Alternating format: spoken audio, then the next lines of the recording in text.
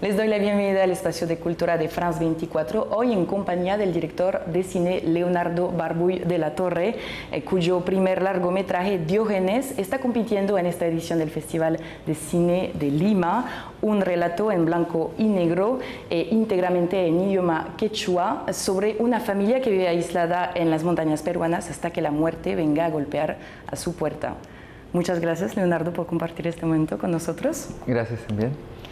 Después de haber ganado premios y de haber mostrado Diógenes fuera de Perú, ¿cómo te sentiste al presentar esta película en el festival más importante de cine de tu país? Pues en principio teníamos muchas ganas de presentarla en el Festival de Cine de Lima. Definitivamente es distinto presentarla en el país que presentarla en otros festivales por todo lo que implica.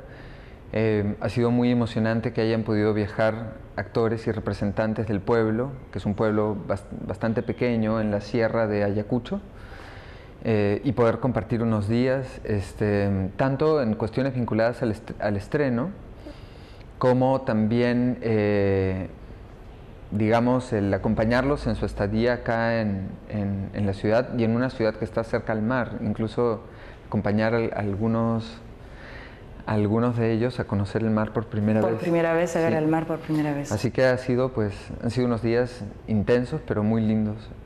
Y también algo particular que encuentro en el estreno es que nos alegra y enorgullece mucho estar siendo parte de una selección tan buena, tanto de películas latinoamericanas como de películas peruanas. Y pues eso es una alegría, ¿no? Porque genera atención sobre el festival en relación a una multiplicidad de propuestas y eso nos alegra mucho. Y hace unos meses atrás, en marzo, durante tu discurso de agradecimiento en el Festival de Málaga, en España, dijiste que teniendo en cuenta el contexto de violencia y abuso de poder que existe ahora mismo en Perú, nos alegra mucho que una película como esta tenga esas luces. ¿Hay vínculos entre la violencia mostrada en tu película y la violencia durante las protestas de este año contra el actual gobierno que dejaron al menos 60 muertos?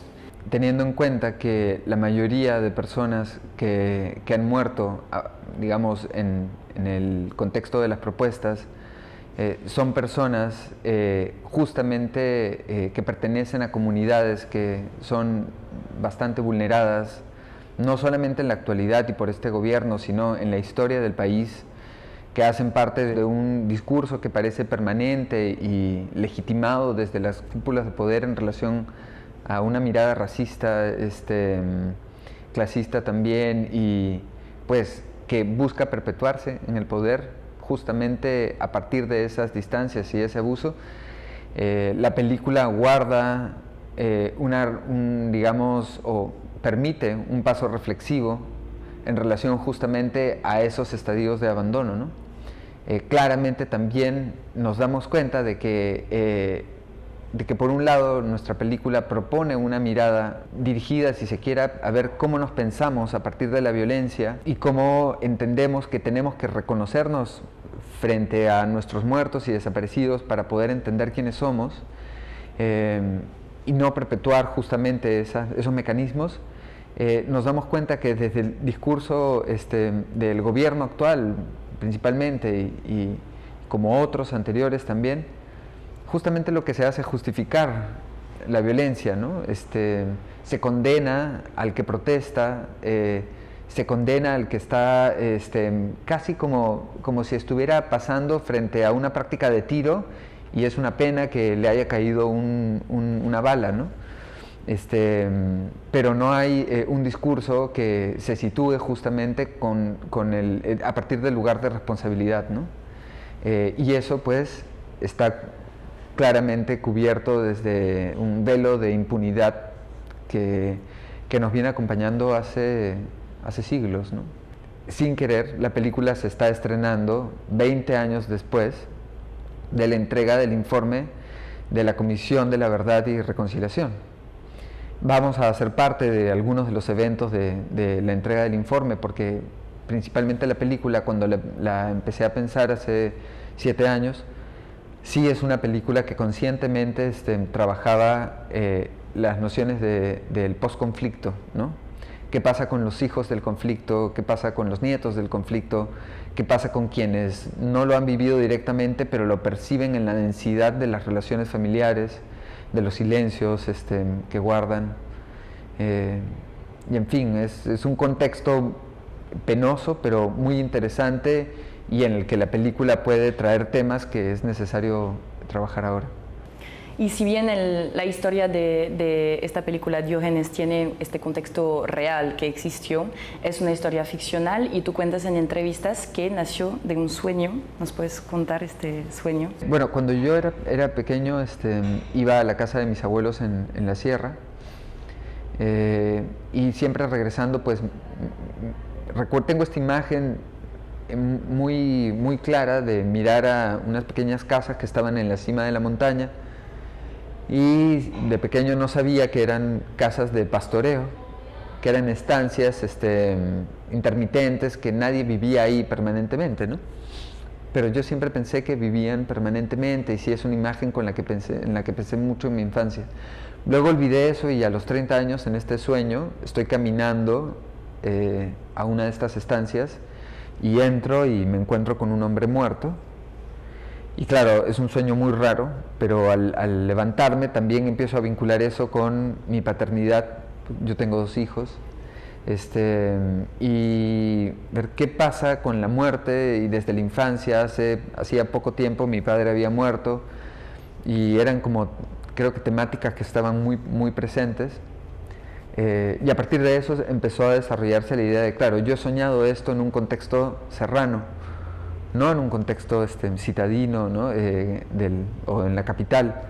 Y empecé a averiguar sobre el aislamiento en la sierra, y eso me llevó a conocer y a conversar con una amiga antropóloga, con un amigo fotógrafo documental que ha registrado durante mucho tiempo en la sierra, con una amiga productora, con quienes empezamos a investigar un poco más, y luego llegó la posibilidad de ir al pueblo de Sarwa. Le consultamos al pueblo si valía la pena seguir desarrollando el proyecto y investigando, y cuando les contamos del proyecto, pues les pareció como una cuestión del destino que tuviéramos que hacer la película juntos, y ahí se tejió una relación de 5 años hasta el rodaje, y una relación que sigue hasta ahora. Y esos 5 años justamente fueron años de conocerse, me imagino, también para ti empezar a ver lo que podrías grabar o no. Y cuéntanos todo este trabajo justamente, que fue también un trabajo de investigación, me imagino. Sí, si bien es una ficción que se ha nutrido de muchas conversaciones. De hecho, hubo una investigación vinculada a conocer procesos de crianza, miradas sobre la muerte, sobre los sueños, el valor de las premoniciones, el recuerdo, los vínculos con la naturaleza, el registro de la memoria, y todo eso hace parte de la película. Entonces, yo estimo que la ficción no dista de ser real.